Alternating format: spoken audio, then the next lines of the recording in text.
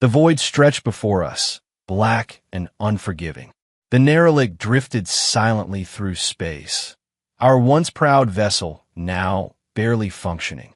I stood on the command deck, my forelimbs rigid with tension as I watched the distant star grow larger in our viewports. Our fate now rested with that small yellow star and whatever planets orbited it. Captain VYK, First Officer Nelith approached, her voice barely above a whisper. Engineering reports the FTL drive continues to deteriorate. They've tried everything. Without external assistance, I raised my hand to silence her. We all knew what that meant.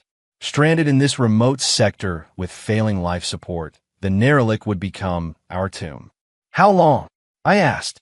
Perhaps 3 cycles before critical systems fail completely.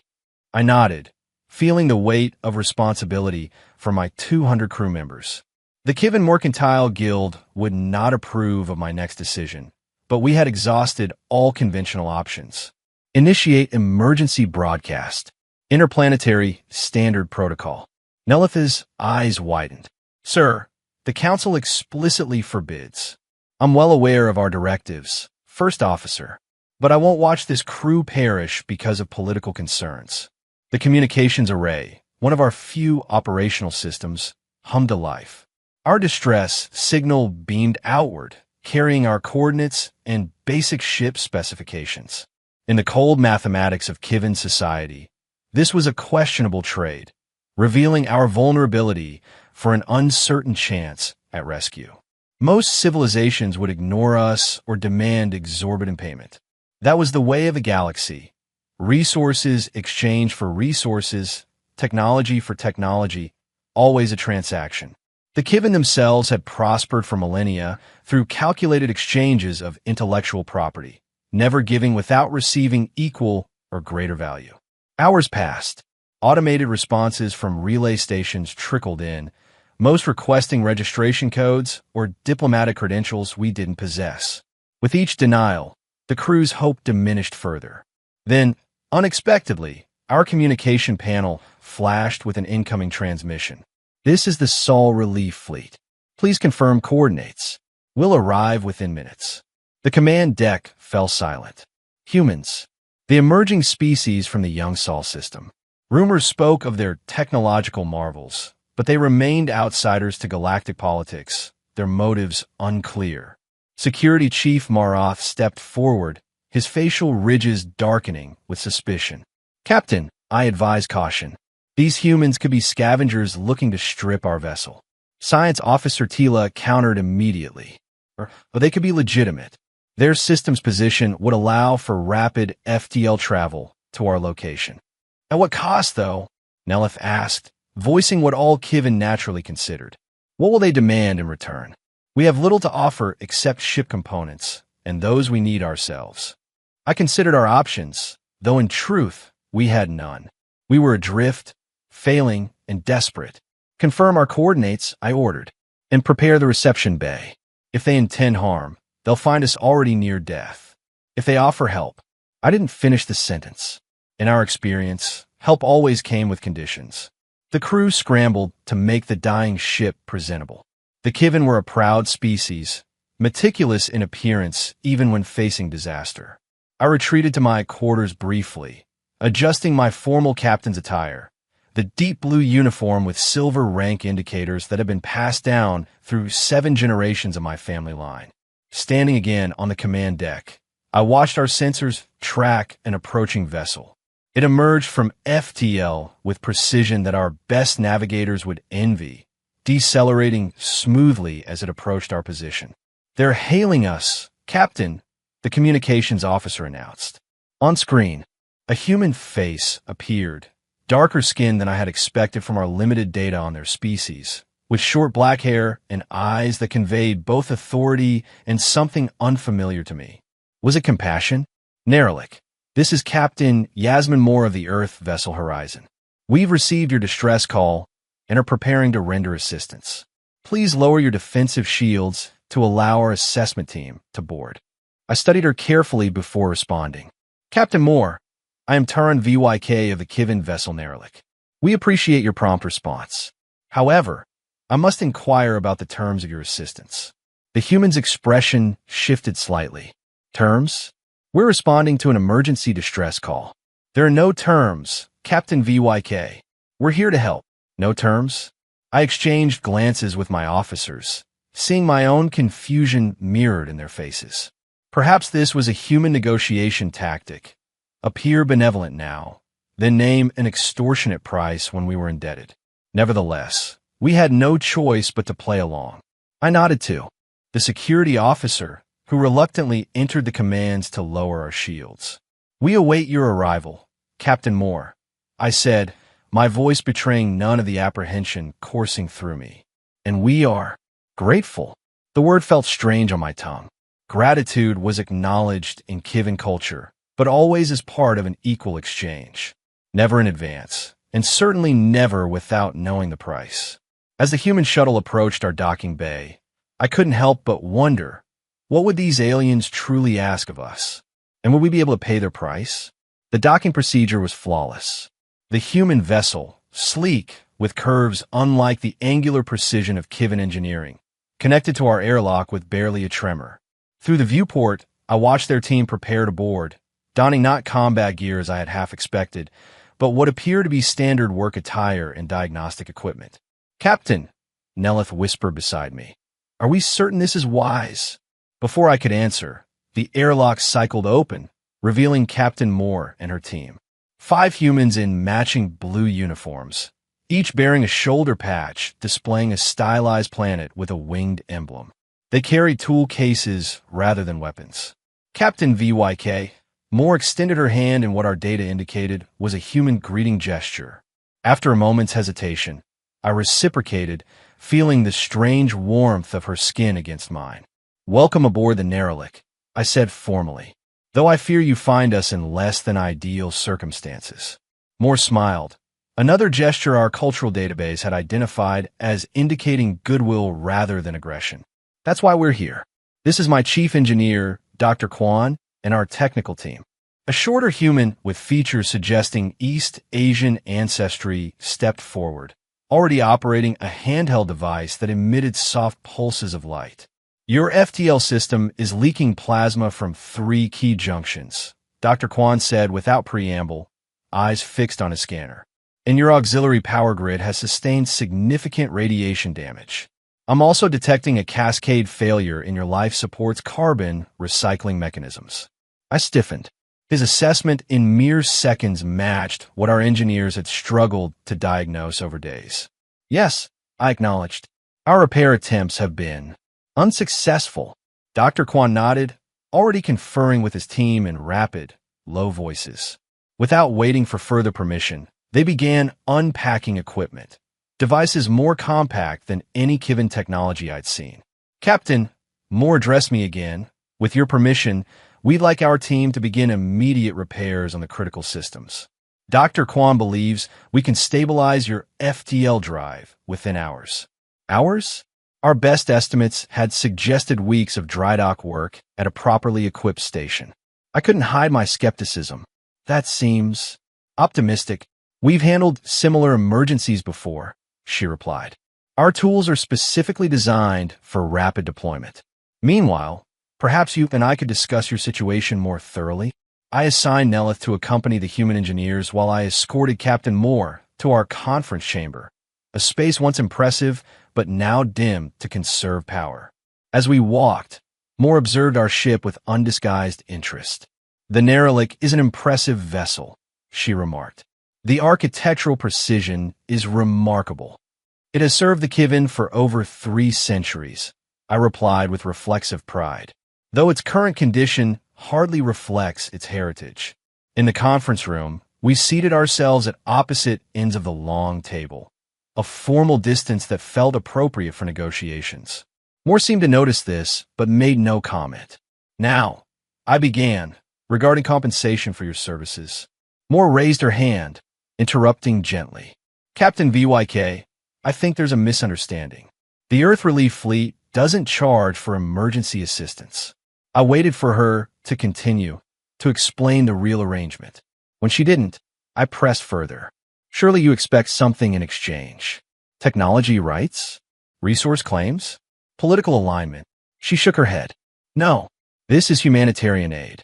We respond to distress calls because people need help, not because we seek payment. That's, I struggled to find a right word, illogical. All interactions have cost. Resources expended must be recouped. Must they? Moore leaned forward. Captain, humanity learned long ago that not everything can or should be measured in immediate return. Sometimes helping others provides its own value. I considered her words carefully, seeking the hidden agenda. And when your resources are depleted from giving without receiving, we're not suggesting giving everything without consideration, she clarified. But in emergencies, when lives are at stake, yes, we give freely. And we've found that creating goodwill often returns to us in ways we couldn't have calculated. It was a foreign concept, yet something about it resonated within me. Before I could respond, my communicator chimed. Captain, Nelitha's voice sounded almost excited. You need to see this. The human engineers, their methods are extraordinary. We returned to engineering, where an astonishing transformation was underway. Small hovering devices, repair drones, Dr. Kwan called them, swarmed around our damaged FTL chamber. They sealed microscopic fractures in the containment field with precision no Kiven tool could match. How is this possible? I asked, watching in wonder. Dr. Kwan barely looked up from his control panel. Adaptive repair algorithms. The drones identified damage patterns and self-organized to address them efficiently. He spoke as if this were unremarkable. We should have your primary systems stabilized within the hour. Moore watched my reaction with what seemed like understanding. Captain VYK, while repairs continue, I'd like to offer something additional.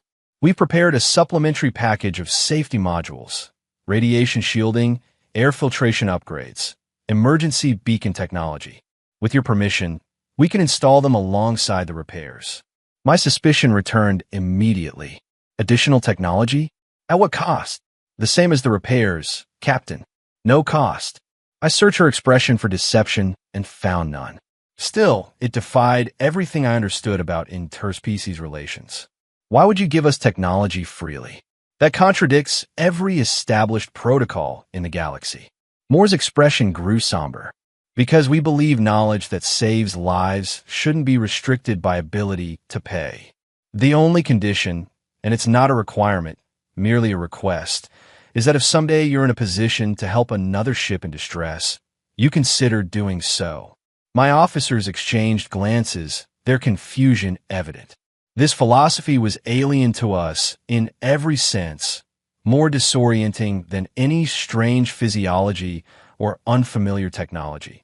Pass it forward, I repeated, testing the concept. Exactly, Moore nodded.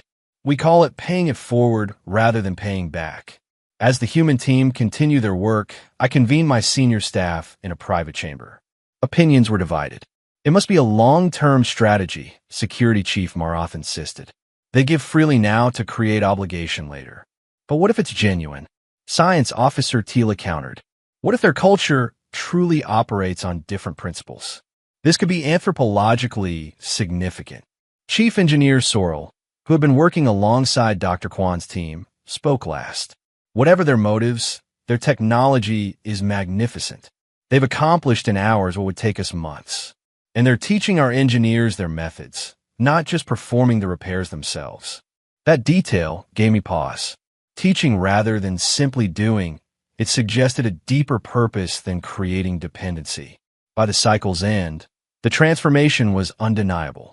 The Neralik systems hummed with renewed efficiency. The FTL drive, while not fully restored, was stable enough for controlled jumps. Life support functioned at near-optimal levels. When Dr. Kwan presented his final report, he included something unexpected, detailed schematics of the repairs and modifications they'd made. For your engineering archives, he explained, so you can maintain the systems yourselves. Captain Moore joined us for a final meeting before departure. The Neralik is space-worthy now, but for complete restoration, we'd like to invite you to Earth's orbital facilities. Our shipyards could complete the more extensive structural repairs. Earth, the human homeworld. No Kiven had ever reported visiting it. That's a significant invitation, I said carefully. Our protocols typically discourage visiting unknown systems without extensive diplomatic preparation. Understand, Moore replied, but consider it an opportunity for cultural exchange as well as mechanical repairs. We'd be honored to show you what Earth has achieved. After consultation with my officers, curiosity overcame caution. We set course for the Sol system, escorted by the horizon. As we approached Earth's orbital space, the command crew gathered at the viewports, struck silent by the vista before us. Massive orbital structures formed elegant rings around the blue-green planet. Ships of various designs moved in coordinated patterns that spoke of remarkably advanced traffic management. Welcome to Earth. Moore's voice came through our communications. We're cleared for approach to Orbital Dock 7. Our passage through Earth's defensive grid occurred without incident, though I noted their detection systems were far more sophisticated than they'd let on in galactic forums. The docking procedure was handled with the same efficiency I'd come to expect from human operations. Once secured, Moore suggested something unexpected. Before we begin the major repairs, I'd like to show you and your senior staff something, if you're willing. We have a facility called the Historical Reflection Center. I believe it might help explain some of your questions about our approach to interspecies relations. Intrigued, I agreed. Our party of 5 Kivan officers followed Moore through the orbital station, a marvel of engineering that combined functionality with unexpected touches of beauty. Living plants grew in carefully maintained chambers. Artistic elements adorned structural supports. It was unlike the utilitarian efficiency that dominated Kivan design philosophy. The Historical Reflection Center occupied a large section of the station. As we entered, I realized it was a museum of sorts, but unlike any I had encountered. Rather than celebrating achievements, it documented failures. This is unusual, I commented as we moved past stark displays of environmental catastrophe, warfare, and suffering. Most species showcase their triumphs, not their disasters. That's precisely why we built this, Moore explained, to ensure we never forget the cost of our mistakes. We stopped before a massive holographic display labeled the Chaos Century. It showed Earth racked by multiple crises, climate collapse, resource wars, pandemic disease, and social upheaval. 200 years ago, humanity nearly destroyed itself, Moore explained. We pushed our planetary systems beyond recovery points. We developed weapons that could annihilate our civilization in minutes. We created economic systems that valued accumulation over sustainability. She gestured to the timeline, displaying staggering casualty figures. Billions suffered. Nations collapsed. Species vanished forever. The images shifted, showing desperate human faces, barren landscapes, flooded cities.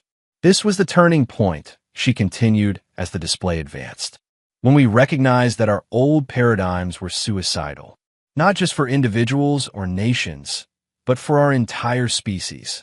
The next section showed the painful recovery. Innovative technologies deployed not for profit, but for survival. New governance structures emphasizing cooperation, the gradual healing of damaged ecosystems. We learned, at terrible cost, that treating everything as a transaction leads to calculating only short-term gains while ignoring long-term consequences. We learned that hoarding critical knowledge, especially knowledge that saves lives, creates preventable suffering. I studied the displays, beginning to understand. So your assistant's philosophy emerged from this catastrophe? Exactly. We realized that the principles that nearly destroyed us on one planet would be even more devastating when applied between worlds. So when we developed FTL capability and joined the galactic community, we committed to a different approach. We continued through the exhibit, seeing how humanity had transformed its priorities. Their space exploration had emphasized mutual benefit rather than exploitation. Their treaties with first contact species focused on knowledge exchange rather than resource extraction. Our final stop was a simple display case containing a small, weather-beaten book behind preservation fields. "What's this artifact?" Nelith asked. "A book by someone named Rachel Carson," Moore explained. "From the early environmental movement. One quote became something of a motto for our relief fleet. She recited from memory. The human race is challenged more than ever before to demonstrate our mastery, not over nature, but of ourselves. As we exited the museum, I found myself processing everything I'd seen. The humans had learned from near extinction that cooperation offered better survival odds than competition. They'd institutionalized this philosophy not out of naivety, but from hard-won wisdom. More led us to a conference room where Dr. Kwan waited with several data modules. "We've prepared something for you," Moore said. "A comprehensive package of technologies we believe would benefit the Kivin, with no restrictions on their use. Clean energy generation, water purification, medical treatments for common space-related conditions, improved radiation shielding." Dr. Kwan activated a holographic display showing the technologies, each one practical, life-preserving, adaptable to various environments. "These are clearly marked, no license required," I noted, examining the data package. "You truly intend these to be freely shared?" "Yes," Moore confirmed. "We only ask that you consider doing the same for others who might benefit." My hands trembled slightly as I accepted the data crystal containing the schematics. This wasn't just technology, it was a radical proposal for how civilizations might interact. Over the following days, as human engineers worked alongside our crew to restore the Neralik to full functionality, news of our situation spread through galactic communication channels.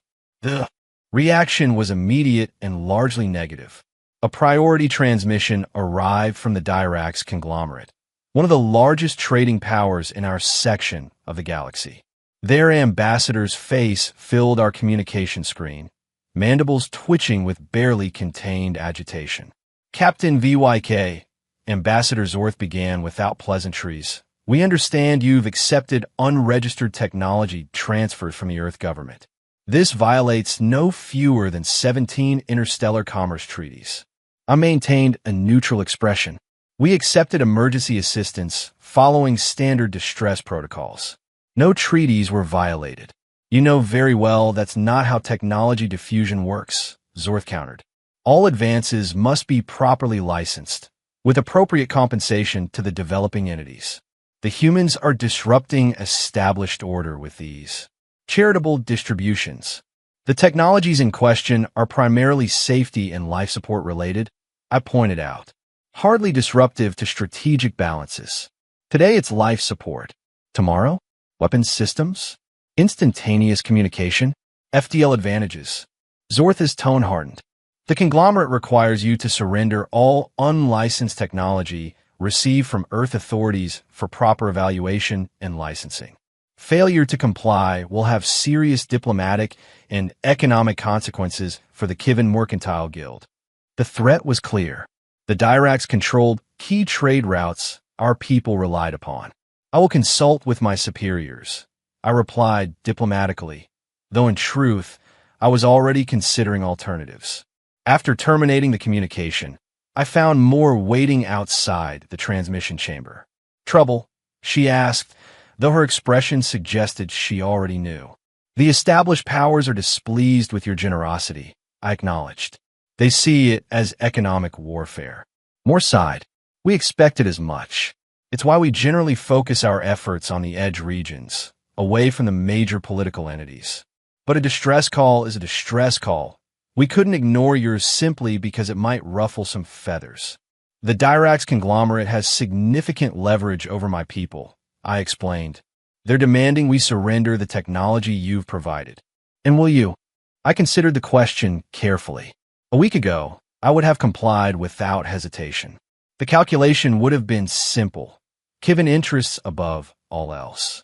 But now, she prompted. "Now I find myself considering broader implications. If we surrender these advances, we affirm that knowledge saving lives can be restricted based on political pressure. That seems insufficient." Moore nodded. "May I suggest a third option? We're hosting an emergency conference with several neutral species tomorrow. Representatives from the Galactic Mediator's Office will attend. Perhaps the Kivin could present their perspective." The conference room was tense when we arrived the following day. Representatives from 12 species occupied the circular table, with the imposing figure of head mediator Orlon, a centurion known for absolute neutrality, presiding. I recognized delegates from the Dirax conglomerate and Keval courtiers, both powerful trading blocs. Their representatives sat stiffly, data screens forming barriers between themselves and the human delegation.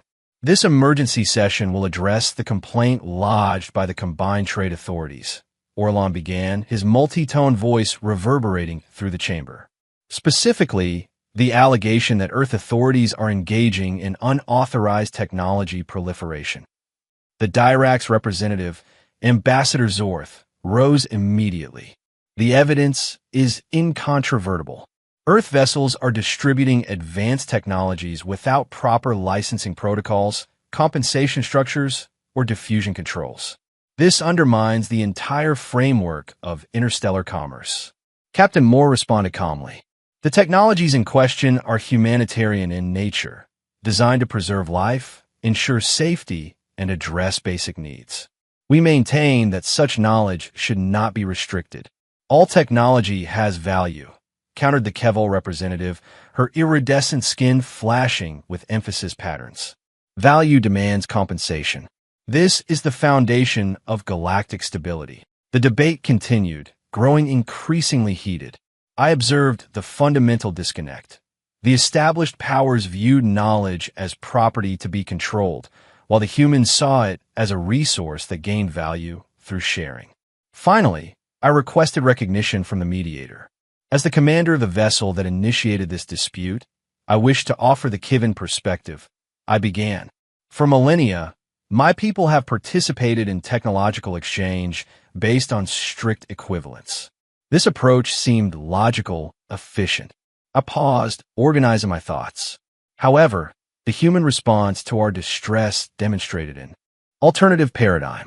They provided assistance without demanding immediate compensation, an approach we initially found suspicious, even incomprehensible. Around the table, several representatives nodded in agreement. Yet their explanation proved illuminating. Their history showed them that treating essential knowledge as a commodity to be hoarded leads to preventable suffering. Their approach isn't naive idealism. It's a calculated strategy for long-term species survival. The Dirax representative interrupted. Spare us the philosophical lecture, Captain. The issue is legal, not moral. I disagree. I continued firmly. The distinction is artificial. Laws codify our values. If our legal frameworks prioritize profit over life preservation, perhaps those frameworks warrant reconsideration. Before the debate could continue, an urgent communication interrupted the proceedings. A security officer entered, whispering something to Captain Moore. Her expression darkened immediately. I apologize for the interruption, she announced, but we've received an emergency alert. A fleet of unidentified vessels has launched an attack on the orbital dockyard where the Neralik is undergoing repairs. Several relief ships have been targeted as well. The room erupted in confusion. The Dirax and Keval representatives exchanged glances that suggested they had prior knowledge of this development. This conference must be adjourned, the mediator declared.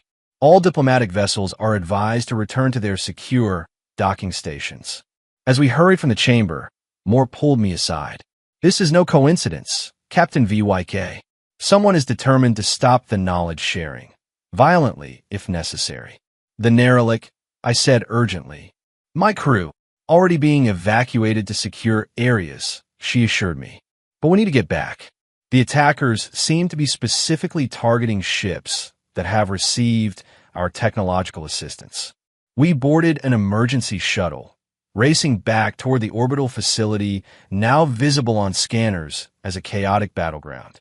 Unidentified cruisers, their identifying markers deliberately obscured, fired precision weapons at docked vessels, including the Neralik. They're trying to erase the evidence, Moore said grimly. Destroy the ships that received our help to discourage others from accepting it. As we approached, the tactical situation became clear. The Earth Defense Fleet had responded, but the attackers had chosen their moment well, striking when many vessels were on distant patrol. The Neralik has some defensive capabilities now, I noted, reviewing the tactical display. The upgrades your team installed. Moore nodded. They're defensive only, designed to protect, not to attack. And your ship wasn't meant to be a warship. I made my decision quickly. Neither was it meant to be abandoned. Take me to my vessel. Despite Moore's concerns, our shuttle maneuvered through the chaos, docking with the Neralik where my remaining crew had prepared for emergency departure. I rushed to the command deck, finding Nelith coordinating defensive measures. Status report, I demanded. Shields at 60% capacity, she reported. The new systems are performing admirably, but they weren't designed for sustained military assault. 2 other Kivin transport vessels in the dock have suffered critical damage. Can we maneuver? Yes, Captain. Engines are responsive. I studied the tactical display, noting the attack pattern. The unknown vessels were methodically targeting specific ships, those that had received human assistance. This isn't random, I realized aloud. This is about silencing a message, ensuring no one witnesses what we've experienced. I opened a channel to the other Kivin vessels in range. All Kivin ships. This is Captain Turan Vyk of the Neralik. Form defensive formation Delta around the damaged transports. Coordinate shield harmonics according to the new protocols. The response was immediate. 3 Kivin vessels, all recently upgraded with human technology, moved into position around 2 damaged ships. Using the new adaptive shield technology, they created an overlapping defensive barrier. Now, what, Captain? Nelith asked. We can't hold indefinitely. I considered our limited options. We don't need to fight. We need to demonstrate. Open a broadcast channel on all emergency frequencies. When the channel opened, I spoke clearly, knowing my words would reach across the station and beyond. This is Captain Turan Vyk of the Kivin vessel Neralik. We are witnessing an attack explicitly targeting recipients of humanitarian aid. This violence will not silence the truth. Knowledge shared freely has saved lives today. As if in response, the attacking vessels intensified their assault on our position. Our shields flared under the barrage. Divert all non-essential power to shields, I ordered. We need to hold until... The sentence remained unfinished as new contacts appeared. On our sensors, a formation of Earth vessels emerged from FTL travel with precision that bordered on artistry. Their arrival wasn't merely a reinforcement, it was a statement. The human ships deployed between the attackers and their targets, using advanced containment fields rather than traditional weapons. Instead of destroying the hostile vessels, they systematically disabled their offensive capabilities, creating a zone of enforced peace. Remarkable, Nelith breathed beside me. They can annihilate them, but they choose restraint. Within minutes, the attack faltered. Without the ability to continue their assault, the mysterious vessels began retreating. Several were captured by the Earth Defense Forces, but the command ships activated emergency FTL drives, disappearing before identification could be confirmed. The immediate crisis passed, though the political shockwaves were just beginning. In its aftermath, the Neralik's command crew gathered with Captain Moore and several Earth officials in a secure conference chamber. The attackers' identities remain officially unknown. Moore explained, though the technical signatures strongly suggest ties to the Dirac conglomerate's military contractors. Will there be consequences? I asked. Diplomatically, yes. But proving direct involvement will be challenging, she admitted. More importantly, the attack revealed their true concern. They fear not just the technology itself, but the idea it represents, that essential knowledge might flow freely rather than being controlled. I nodded slowly, an idea that threatened their power enough to warrant military action. Exactly, which brings us to an important question. Moore's expression grew serious. Captain Vyk, after experiencing both our philosophy and the violent response it provoked, what will the Kivin do with the knowledge you've gained? It was the central question, one I had contemplated during the long hours of repair and diplomatic maneuvering. I looked to my officers, seeing in their expressions that they too had been transformed by recent events. We cannot return to our previous understanding, I said finally. To do so would be to deny evidence before our eyes. The Kivin have always valued empirical truth, even when inconvenient. I straightened in my chair, making my decision final. We will establish our own relief initiative, beginning with Kivin territories, but extending to any who signal distress. The technologies you've shared will remain unlicensed, available to those in need. The conglomerate won't approve, Nelith cautioned. No, they won't, I acknowledged. They'll apply economic pressure, perhaps worse. But they attacked us today not because we were powerful, but because we represented something powerful, the potential of cooperation without exploitation. To my surprise, Science Officer Tila added her voice. The historical records we witnessed in the Earth Museum demonstrated that restrictive knowledge policies ultimately lead to civilizational stagnation or collapse. The evidence supports Captain VYK's decision. Even Security Chief Maroth, the most skeptical of human intentions, nodded grudgingly. Their defensive actions today showed integrity. They could have destroyed the attackers, but chose to disable them instead. That matters. The following days brought rapid developments. A joint Kivin-Human declaration established the Open Knowledge Initiative, publishing full schematics for life-preserving technologies alongside a philosophical framework explaining the approach. As expected, the major trading powers issued sanctions against participating worlds. But something unexpected occurred. Dozens of smaller systems, previously silent in galactic politics, pledged support.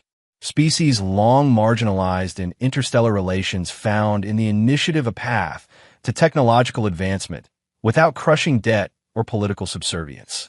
When the time came for the fully repaired Neralik to depart Earth orbit, a small ceremony marked the occasion. Captain Moore presented our crew with a final gift, an enhanced communications array capable of receiving distress signals from twice the standard range. For the next ship that needs you, she explained with a smile. Standing on the Neralik's observation deck as we prepared for departure, I watched Earth recede, the blue-green world that had challenged everything I thought I understood about interspecies relations. Beside me, Nelith reviewed our planned course. We've received 7 distress calls from the outer systems, Captain, all from locations where assistance is typically unavailable due to commercial restrictions. Set course for the nearest, I instructed, and prepare the engineering team to assess what will be needed. Sir, she hesitated, this new path won't be easy. The Mercantile Guild has already expressed serious concerns about our intentions. No, I agreed, but difficulty doesn't indicate error.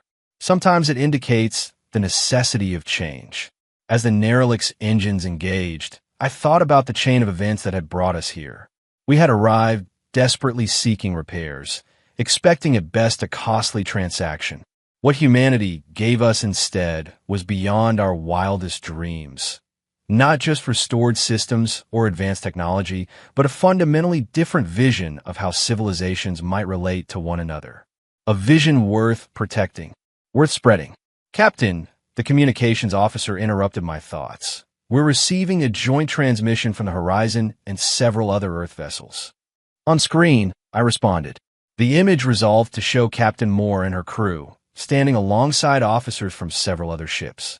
Safe journey, Neralik, Moore said. Remember, you're not alone in this endeavor. When you answer those distress calls, you carry with you not just Kivin wisdom, but a shared commitment. I nodded, feeling a profound sense of purpose that transcended profit calculations or political advantage. Until our paths cross again, Captain Moore. The Kivin will remember what we learned here. As the transmission ended and the Neralik accelerated toward its new mission, I reflected on the radical notion the humans had shared, that sometimes the most valuable exchange isn't a transaction at all, but a transformation. And that in our darkest hour, when we arrived simply seeking repairs, what we received instead was a new vision for the galaxy.